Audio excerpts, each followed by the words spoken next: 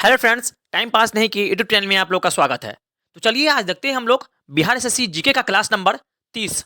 इससे पहले मैंने क्लास 1 से लेके 29 तक के सबसे महत्वपूर्ण और सबसे सिलेक्टेड टॉपिक को पढ़ा चुका हूँ। अगर वो नहीं देखे हैं तो आप जाइए मेरे चैनल की प्लेलिस्ट को चेक कीजिए। वहाँ पे आपको मिलेगा बिहार एसएससी जीके 2025 के नाम से एक प्लेलिस्ट। वहाँ जाके आप 1 से लेके और 29 तक के सभी वीडियो को देख लीजिए। यकीन मानिए आपका जीके बहुत ही स्ट्रांग हो जाएगा। और मैं अपने इस चैनल के माध्यम से संपूर्ण जीके और संपूर्ण जीएस को शुरू से और अंतिम तक सब पढ़ाऊंगा। इसीलिए आप हमसे जुड़ जाइए, मेरे चैनल को सब्सक्राइब कर लीजिए, शेयर कीजिए। तो चलिए आज देखते हैं हम लोग गांधी युग। ये भी हिस्ट्री का एक पार्ट्स है, मॉडर्न हिस्ट्री का। उसमें हम देखेंगे गांधी जी से संबंधित जितनी भी घटनाएं घटित हुई थी उन सबों को मैं एक वीडियो में समाप्त कर दूंगा। इससे बाहर आपका गांधी युग से क्वेश्चन नहीं बनेगा, इसकी मैं गारंटी ले सकता हूं। तो चलिए देखते हैं बिना देर किए हुए। आज देखेंगे गांधी युग। ठीक है, चलिए देखते हैं और शुरू करते हैं। 1915 से लेके 1947 तक के जितने भी घटना घटित हुई भारत में गांधी युग से संबंधित यानी कि महात्मा गांधी से संबंधित, वो सभी को मैं अपने इस वीडियो के माध्यम से संपूर्ण रूप से पढ़ा दूंगा। ठीक है, चलिए देखते हैं। पहला पॉइंट है, महात्मा गांधी 1915 में भारत आए थे, है ना। महात्मा गांधी 1915 में भारत आए थे। कहाँ से? तो दक्षिण अफ्रीका से, साउथ अफ्रीका से। ठीक है, ये भी याद रखिएगा। चलिए आगे। गांधी जी दक्षिण अफ्रीका में 21 साल रहे थे। कितने साल रहे थे? तो पूरे 21 साल रहे थे, है ना। ऐसा क्वेश्चन पूछा गया था पिछली बार, एसएससी एमटीएस में पूछा गया था। ठीक है, कि गांधी जी ने अफ्रीका में कितने साल वर्ष गुजारे, तो 21 वर्ष इसका आंसर होगा। ठीक है, आगे। गांधी जी ने अपना सबसे पहला आंदोलन 1917 ईस्वी में बिहार के चंपारण जिले में नील की खेती के विरोध में किया था। ठीक है, ये भी इंपॉर्टेंट याद है, याद रखिएगा। ठीक है, चंपारण सत्याग्रह ये हुआ था कब? 1917 ईस्वी में। ठीक है, बिहार के चंपारण जिला से। ठीक है, ये भी याद रखिएगा। चलिए देखते हैं आगे और समझते हैं। उसके बाद है सेकंड, गांधी जी का दूसरा आंदोलन कर नहीं आंदोलन। ये कहाँ हुआ था? तो गुजरात के खेड़ा जिला में चलाया गया था, कर नहीं आंदोलन। ठीक है, गांधी जी के द्वारा ये दूसरा आंदोलन था। ठीक है, चलिए आगे। थर्ड पॉइंट है, नेक्स्ट पॉइंट, 29 मार्च 1919 को ब्रिटिश सरकार ने रॉलेट एक्ट पारित किया था, है ना।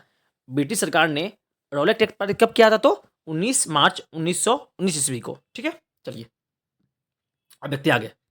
नेक्स्ट क्वेश्चन है, अलीपुर बम कांड में सैफुद्दीन किचलू को गिरफ्तार कर लिया गया।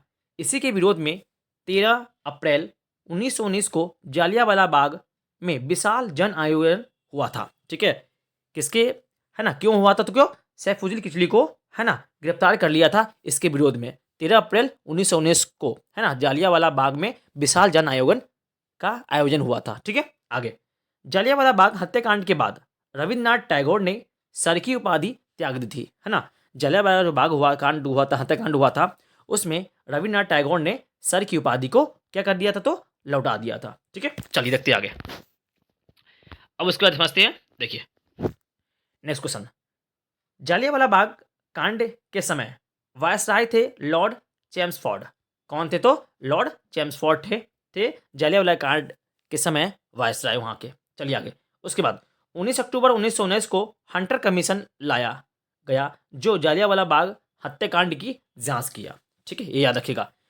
19 अक्टूबर 1919 को हंटर कमीशन आया जिसने जालियांवाला बाग हत्याकांड की जांच किया। ठीक है, चलिए आगे देखते हैं। नेक्स्ट पॉइंट है, खिलाफत आंदोलन 19 अक्टूबर 1919 को हुआ था, है ना। खिलाफत आंदोलन कब हुआ था? तो 19 अक्टूबर 1919 को हुआ था। आगे। 1 अगस्त 1920 को गांधी जी ने असहयोग आंदोलन प्रारंभ किया, लेकिन 5 फरवरी 1922 को गोरखपुर में चोरी चौरा कांड हत्याकांड के कारण इस आंदोलन को स्थगित कर दिया गया। ठीक है, ये याद रखिएगा। 1 अगस्त 1920 को गांधी जी ने असहयोग आंदोलन चलाया, लेकिन 5 फरवरी 1922 को क्या हुआ? तो गोरखपुर में चौरी चौरा कांड हत्याकांड हो गया, है ना। इस कारण से इस आंदोलन को स्थगित करना पड़ा, है ना, महात्मा गांधी के द्वारा। चलिए देखते आगे। नेक्स्ट क्वेश्चन देखते हैं। 1923 में मोतीलाल नेहरू और चित्तरंजन दास ने स्वराज पार्टी की स्थापना की। ठीक है, 1923 में मोतीलाल नेहरू और चित्तरंजन दास ने स्वराज पार्टी की स्थापना की थी। ठीक है, आगे। 1924 में बेलगांव अधिवेशन हुआ था। यह एक ऐसा कांग्रेस अधिवेशन था जिसमें महात्मा गांधी कांग्रेस के अध्यक्ष रहे थे। ये भी याद रखिएगा। ऐसा कौन सा कांग्रेस का अधिवेशन था जिसमें महात्मा गांधी ने भाग लिया था? तो कौन सा था? 1924 का बेलगांव अधिवेशन। ठीक है, उसमें महात्मा गांधी ने भाग लिया था अध्यक्ष के रूप में। ठीक है, चलिए अब देखते हैं आगे और समझते हैं। नेक्स्ट स्लाइड की ओर बढ़ते हैं और यहाँ देखते हैं मोस्ट इंपोर्टेंट क्वेश्चंस को। ये सारे क्वेश्चन सिलेक्टेड है और प्रीवियस एग्जाम में पूछे गए हैं, इसीलिए स्किप नहीं कीजिएगा और शुरू से अंत तक जरूर देखिएगा। ठीक है, चलिए 1927 में साइमन कमीशन की नियुक्ति हुई थी। इसमें सभी सदस्य अंग्रेज थे, इसका विरोध किया गया। ठीक है, ये याद रखिएगा। 1927 में साइमन कमीशन की जो नियुक्ति हुई थी उसमें सभी के सभी सदस्य क्या थे, तो अंग्रेजी थे, है ना, इसीलिए उसका क्या होगा, विरोध किया गया। ठीक है, चलिए आगे। 1928 में नेहरू रिपोर्ट आया, इसकी अध्यक्षता अंसारी और मोतीलाल नेहरू ने किया था, है ना। 1928 में नेहरू रिपोर्ट आया तो इसकी अध्यक्षता कौन कर रहा था, तो अंसारी कर रहा था और मोतीलाल नेहरू कर रहा था। ठीक है, चलिए याद रखते हैं। नेक्स्ट स्लाइड बढ़ते हैं। यहाँ देखिए 1929 में कांग्रेस का लाहौर अधिवेशन हुआ और इसकी अध्यक्षता जवाहरलाल नेहरू ने किया था। इसी अधिवेशन में पूर्ण स्वराज की मांग भी की गई, है ना। सो 1929 का जो लाहौर अधिवेशन हुआ था, है ना, उसी में, है ना, कांग्रेस के द्वारा जो क्या हुआ था, पूर्ण स्वराज की मांग किया गया था। ठीक है, और इसकी अध्यक्षता कौन किया था, तो जवाहरलाल नेहरू ने किया था। आगे प्रथम गोलमेज सम्मेलन, द्वितीय गोलमेज सम्मेलन और तृतीय गोलमेज सम्मेलन क्रमशः हुए थे कब, मतलब प्रथम गोलमेज सम्मेलन हुए थे 1930 में, द्वितीय गोलमेज सम्मेलन हुए थे 1931 में और तृतीय गोलमेज सम्मेलन हुए थे 1932 में। ठीक है, ये तीनों को याद रखिएगा, 30, 31, 32, है ना। चलिए अब देखते आगे। नेक्स्ट है, तीनों गोलमेज सम्मेलन में संविधान का 40% भाग पूरा हो चुका था, ये भी याद रखिएगा।